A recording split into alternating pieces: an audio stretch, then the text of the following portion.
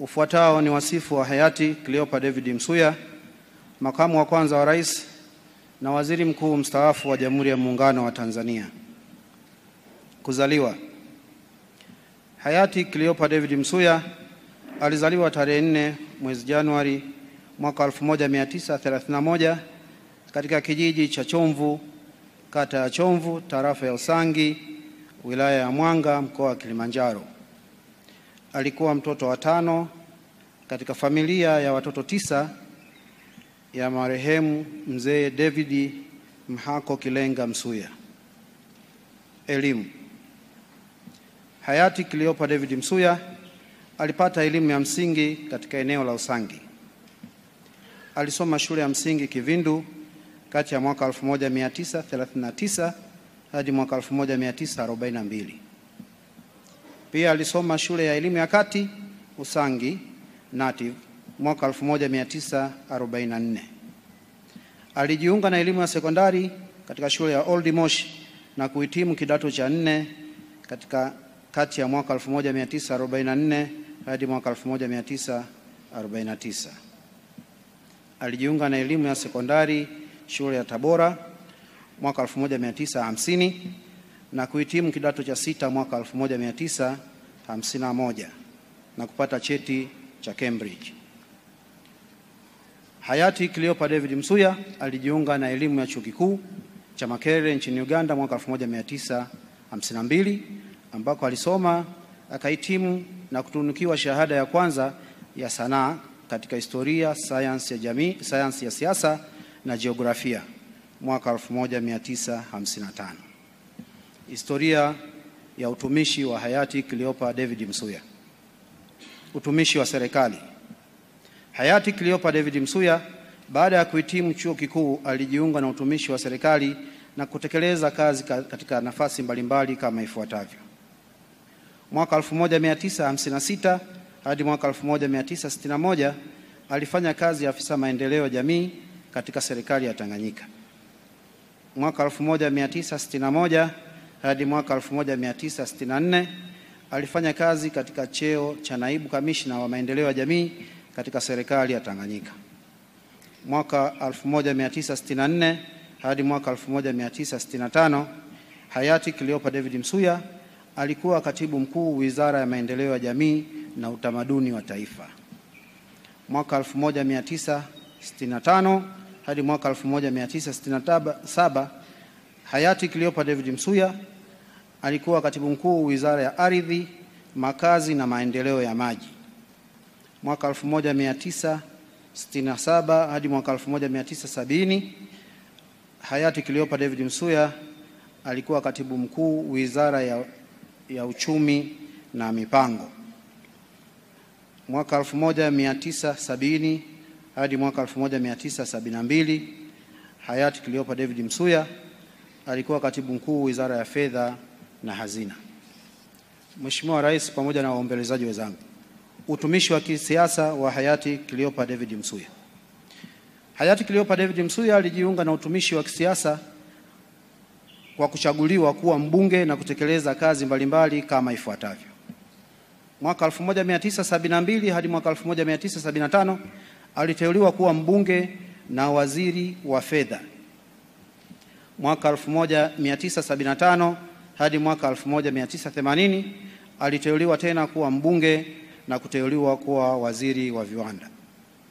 Mwaka 1980 hadi mwaka 1983 alichaguliwa kuwa mbunge wa jimbo la Mwanga na kuteuliwa kuwa waziri mkuu wa Jamhuri ya Muungano wa Tanzania. Mwaka 1983 hadi mwaka 1985 akiwa mbunge wa Mwanga aliteuliwa pia kuwa waziri wa fedha. Mwaka 1985 hadi mwaka 1990 hayati Cleopa David Msuya alichaguliwa tena kuwa mbunge wa jimbo la Mwanga na kuteuliwa kuwa waziri wa fedha, uchumi na mipango.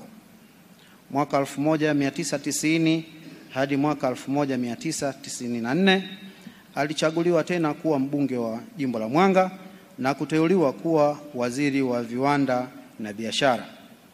Mwaka 1994 hadi mwaka 1995 hayati Cleopa David Msuya aliteuliwa kuwa makamu wa kwanza wa rais na waziri mkuu wa Jamhuri ya Muungano wa Tanzania. Mwaka 1995 hadi mwaka 2000 alichaguliwa tena kuwa mbunge wa jimbo la Mwanga. Aidha, hayati Cleopa David Msuya tarehe 29 Oktoba mwaka 2000 alitangaza kung'atuka shughuli za ubunge wa jimbo la Mwanga na utumishi wa kisiasa. Nyadhifa katika utumishi wa chama za hayati Cleopa David Msuya. Hayati Cleopa David Msuya alikuwa mwanachama hai wa TANU kuanzia mwaka 1964 hadi mwaka 1977 na baadaye alikuwa mmoja wa waasisi wa Chama cha Mapinduzi kilipozaliwa tarehe 5 mwezi Februari mwaka 1977. Hayati Cleopa David Msuya katika kutumikia chama alishika nyadhifa mbalimbali kama ifuatavyo. Mwaka 1982 hadi mwaka 1992 alikuwa mjumbe wa kamati kuu ya Chama cha Mapinduzi. Alikuwa mjumbe wa halmashauri kuu ya Chama cha Mapinduzi. Mwaka 1992 hadi mwaka 1995 alikuwa mjumbe wa kamati kuu ya Chama cha Mapinduzi. Mwaka 1995 hayati Cleopa David Msuya katika uchaguzi wa awali ndani ya chama, yani Chama cha Mapinduzi, alichaguliwa kuwa mmoja wa wagombea watatu wa nafasi ya kuwania tiketi ya CCM ya mgombea wa nafasi ya urais katika uchaguzi mkuu wa kwanza wa vyama vingi, yani mwaka 1995. Mwaka 2012 hadi 2014 hayati Cleopa David Msuya aliendelea kushika nafasi muhimu za chama katika ngazi ya wilaya ya Mwanga na mkoa wa Kilimanjaro. Hapa ikumbukwe kipindi hicho tayari hayati Cleopa David Msuya alikuwa ameshatangaza kung'atuka shughuli za ubunge na za serikali. Aliamua kurudi nyumbani kutumikia wananchi. Mheshimiwa Rais pamoja na waombolezaji, kazi nyingine za huduma na uongozi katika nafasi mbalimbali alizozifanya hayati Cleopa David Msuya. Mwaka 1983 hadi mwaka 1990 hayati Cleopa David Msuya aliongoza timu ya serikali iliyoandaa na kusimamia programu ya maendeleo ya maboresho na kufufua uchumi wa Tanzania. Mwaka 1994 hadi mwaka 2012 hayati Cleopa David Msuya alikuwa mwenyekiti wa Community Development Trust Fund. Mwaka 2007 hadi mwaka 2021 hayati Cleopa David Msuya alikuwa mkuu wa Chuo Kikuu cha Ardhi Dar es Salaam. Mwaka 2004 hadi mwaka 2019 hayati Cleopa David Msuya alikuwa mwenyekiti wa Kilimanjaro Development Forum. Pia hayati Cleopa David Msuya kuanzia mwaka 2007 hadi 2021 alikuwa mwenyekiti wa bodi ya Tanzania Breweries Limited. Na mwaka 2014 halmashauri ya wilaya ya Mwanga ilimpatia heshima hayati Cleopa David Msuya na kumuita baba wa Mwanga. Mheshimiwa Rais pamoja na waombolezaji, kazi katika taasisi za kikanda na za kimataifa zilizofanywa na hayati Cleopa David Msuya. Hayati Cleopa David Msuya katika uhai wake alifanya kazi za kuiwakilisha nchi katika taasisi mbalimbali za kikanda na za kimataifa kama ifuatavyo.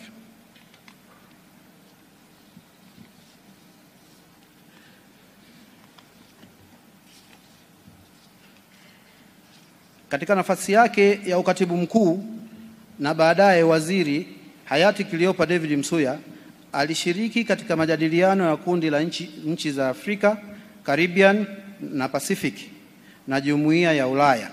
Vile vile aliwakilisha Tanzania katika Afrika Mashariki, Jumuiya ya Maendeleo Kusini mwa Afrika, Tume ya Uchumi ya Umoja wa Mataifa ya Afrika na eneo maalum la biashara la Mashariki, Kati na Kusini mwa Afrika. Pia alijenga mahusiano na dunia na taasisi nyingine za kifedha za kimataifa wakati akihudumu katika Wizara ya Fedha na Hazina. Maeneo ya uzoefu yaliyopendwa na hayati Cleopa David Msuya. Hayati Cleopa David Msuya, uzoefu wake na maeneo aliyoyapenda ni maendeleo ya kijamii na kiuchumi. Alijikita zaidi katika maeneo yafuatayo: maendeleo ya kilimo, maendeleo ya vijiji na maendeleo ya jamii, usimamizi wa rasilimali fedha na ugharamiaji wa maendeleo ya umma, uendelezaji wa viwanda na biashara, hususan uanzishaji wa vyuo vya ufundi VETA na mafunzo ya ujasiriamali katika jamii, na uendelezaji wa viwanda vidogo vidogo, yaani SIDO. Pia alishiriki katika mashirikiano ya kikanda na mitangamano ya kiuchumi na mipango ya usimamizi wa uchumi. Kimsingi, baada ya kung'atuka kwenye utumishi, hayati Cleopa David Msuya alielekeza nguvu zake na muda katika maeneo ya kilimo, maendeleo ya jamii vijijini, fedha na uwekezaji. Pia alijihusisha na maendeleo ya biashara, viwanda na mashirikiano na mitangamano ya kikanda. Nishani. Hayati Cleopa David Msuya alitunikiwa nishani mbalimbali kama ifuatavyo: nishani ya taifa ya Jamhuri ya Muungano wa Tanzania, nishani ya Mwenge wa Uhuru daraja la pili ya mwaka 1961 2011, hati ya heshima ya Muungano daraja la kwanza ya mwaka 1964 hadi 2014. Ushiriki katika dini. Hayati Cleopa David Msuya alikuwa muumini wa dini ya Kikristo kupitia Kanisa la Kiinjili la Kilutheri Tanzania, na alipendelea sana kufanya ibada kama ilivyoelekezwa na kanisa na neno la Mungu. Familia. Hayati Cleopa David Msuya alimwoa Bi Rhoda Christopher Mshana tarehe 11 mwezi Januari mwaka 1959, ambaye alifariki tarehe 1 Agosti mwaka 2005. Hayati Cleopa David Msuya alijaliwa kupata watoto 6, wa kiume 4 na wa kike 2, na pia alijaliwa kuwa na wajukuu 10. Ugonjwa na kufariki.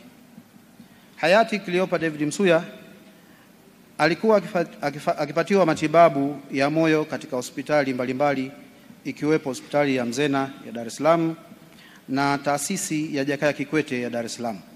Pia alikuwa anapata matibabu nchini Uingereza tangu mwaka 2022. Mheshimiwa hayati Cleopa David Msuya alifariki dunia tarehe 7 Mei mwaka 2025 majira ya saa 3 asubuhi akiwa na umri wa miaka 94.